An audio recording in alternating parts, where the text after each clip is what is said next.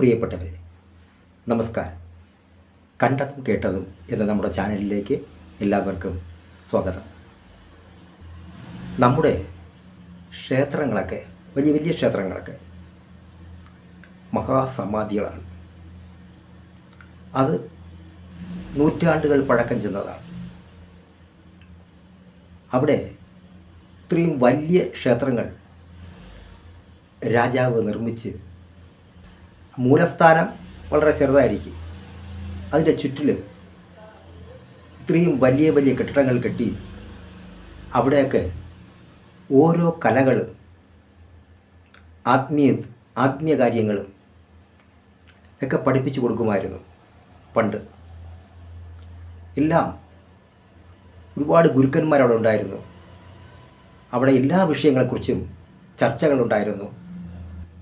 ജീവൻ മുക്തിക്ക് വേണ്ടിയുള്ള പല വിഷയങ്ങളും അവിടെ പറഞ്ഞു കൊടുക്കുമായിരുന്നു. അത് പിന്നെ കുറഞ്ഞ് ഇപ്പോൾ വലിയ ക്ഷേത്രങ്ങളിലൊക്കെ നമ്മൾ പോയാൽ ആ കെട്ടിടങ്ങളൊക്കെ അവിടെ ഉണ്ട്.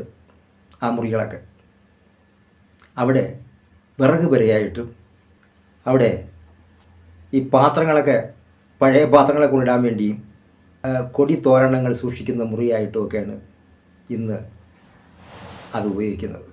ക്ഷേത്രങ്ങളിൽ വർഷം തോറും ഈ ഭാഗവത സപ്താഹ യജ്ഞം നടത്താറുണ്ട്.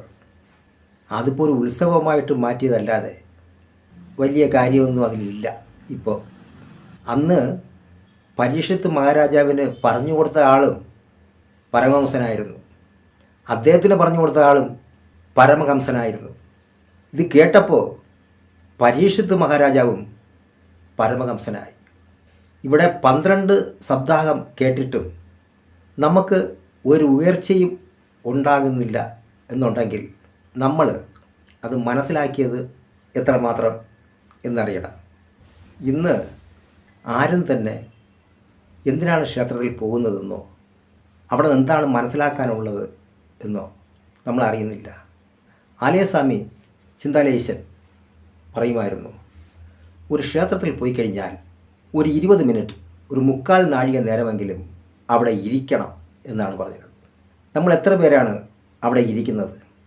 വീട്ടിൽ കുടുംബത്തിൽ മൊത്തം വ്യവഹാരത്തിൽപ്പെട്ട് അമ്പലത്തിൽ പോയെങ്കിലും കുറച്ച് സമയം അവിടെ ഇരിക്കണം.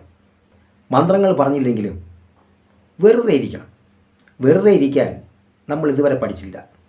വീട്ടിൽ ചെറുപ്പത്തിൽ അച്ഛനും അമ്മയും അപ്പൂപ്പനൊക്കെ നമ്മുടെ അടുത്ത് പറയും, നമ്മൾ കുസൃതികൾ കാണിക്കുമ്പോൾ കിടച്ചാടയും ഓടയും ബഹളം വയ്ക്കുകയൊക്കെ ചെയ്യുമ്പോൾ പറയും, എടാ പോടാ, അടങ്ങി ഒതുങ്ങിയിരിക്കടാ പോയി. നമ്മളപ്പോൾ മിണ്ടാതെ പോയി ഇരിക്കും അടുത്ത്. ഈ അടങ്ങി ഒതുങ്ങി എന്തിനെ അടക്കണം, എന്തിനെ ഒതുക്കണം? ഇപ്പോഴും നമ്മൾ അടങ്ങി ഒതുങ്ങി ഒരിടത്തിരിക്കാൻ പഠിച്ചില്ല.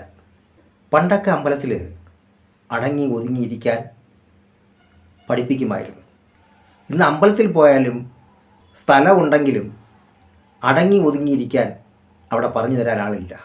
അവിടെ ചെല്ലുമ്പോഴും വിളിയും അട്ടഹാസമൊക്കെ തന്നെ. അപ്പോൾ നമ്മൾ മനസ്സിലാക്കണം, ഈ അമ്പലം നമ്മുടെ ആദ്യ പടിയാണ്, ആത്മീയത്തിൻ്റെ ആദ്യ പടിയാണ് അമ്പലങ്ങൾ. അത് വേണം. ഭക്തി ഉണ്ടെങ്കിലേ മുക്തി ഉണ്ടാവുള്ളൂ. അപ്പോൾ ഭക്തിക്ക് അമ്പലങ്ങൾ ആവശ്യമാണ്. നമ്മൾ പഠിക്കുമ്പോൾ വിദ്യാഭ്യാസത്തിൽ primary school, middle school, high school, college ഇങ്ങനെ ഉള്ളതുപോലെ തന്നെ ആത്മീയത്തിലും പ്രൈമറി സ്കൂള്, ഹൈസ്കൂളുണ്ട്. അമ്പലങ്ങൾ നമുക്ക് ഒരു ഹൈസ്കൂളാണ്. ഹൈസ്കൂൾ വരെയുള്ള പഠിത്തമേ അവിടെ ഉണ്ടാവും. അതിനപ്പുറം നിങ്ങൾ പഠിക്കണമെങ്കിൽ കോളേജിൽ പോകണം. അവിടെ നിന്ന് പഠിച്ച് പിന്നെ IAS IPS ഒക്കെ എടുക്കണമെങ്കിൽ നിങ്ങൾ വേറെ പഠിത്തം പഠിച്ചേ പറ്റൂ. അതിന് ആശ്രമങ്ങളൊക്കെയാണ് നല്ലത്. അവിടെ ഒരു ഗുരുവിൻ്റെ കീഴിൽ പല കാര്യങ്ങളും പഠിക്കാനുണ്ട്. ഒരു ചെറിയ കഥ പറയാം. നമ്മൾ പഠിച്ചിട്ടുള്ളതാണ് സ്കൂളിൽ. മല്ലൻ്റെയും മാധവൻ്റെയും കഥ.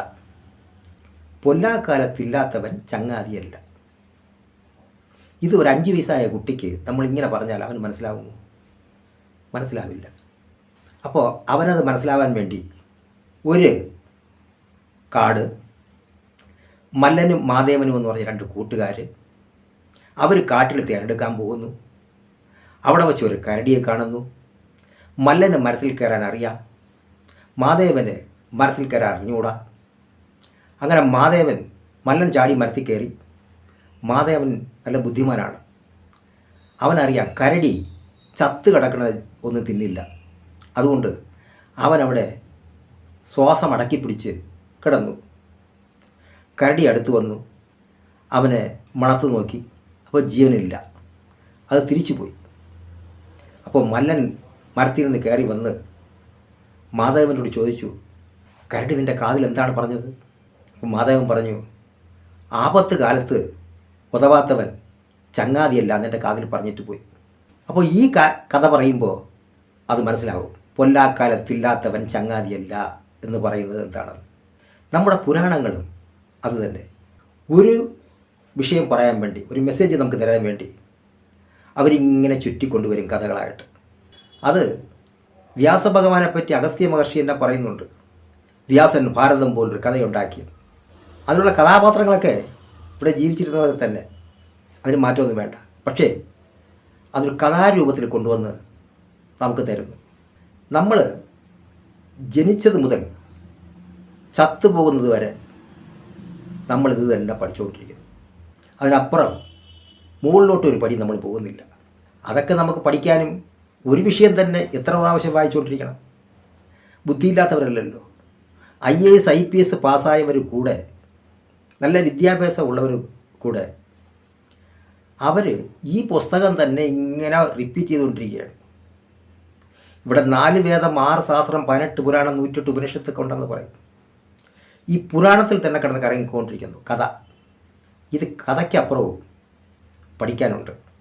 ഈശ്വരൻ സർവ്വവ്യാപിയാണെങ്കിൽ അത് നിന്നിലുമുണ്ട്. അത് ശബരിമലയിൽ മാത്രമാണ് അത് എഴുതി വച്ചിട്ടുള്ളത്. നോമ്പ് നോറ്റ് കൊട്ടിപ്പാടി ആടി അവിടെ ചെല്ലുമ്പോൾ, 18 പടിയേറി ചെല്ലുമ്പോൾ തത്വമസി അത് നീ തന്നെ എന്ന് എഴുതിയിട്ടുണ്ട്. എന്നിട്ട് അടുത്ത വർഷം വീണ്ടും പോകും നമ്മൾ. പക്ഷേ അത് നല്ലതാണ്. ഈ വ്രതങ്ങളൊക്കെ എടുത്ത് ഒരു 2 മാസം നമുക്ക് വ്രതം, അത് ശരീരത്തിന് നല്ലതാണ്. അത് കഴിഞ്ഞൊരു മലയേറ്റം, അതും ശരീരത്തിന് നല്ലതാണ്. അങ്ങനെ ഒരു മറന്നുള്ള യാത്ര, ഈ കുടുംബമൊക്കെ വന്ന് ചെറിയ മറന്നു പോകുന്ന ഒരു യാത്ര. ആത്മീയസ്ഥർ കുടുംബം മറന്നു പോകണമെന്നല്ല പറയുന്നത്. അവർ തന്നെക്കുറിച്ച് അറിയാനും ഈശ്വരനെക്കുറിച്ച് അറിയാനും പഠിക്കണം. ദേവന്മാർ കൂടെ നോക്കണം, മുദ്ര പിടിച്ച് ധ്യാനത്തിലാണ് ഇരിക്കുന്നത്. അവരും ആരെയും അന്വേഷിക്കുന്നുണ്ട്, അറിയാൻ ശ്രമിക്കുന്നുണ്ട്. അല്ലെങ്കിൽ ആ ഈശ്വരനെ അവരും ധ്യാനിക്കുന്നു.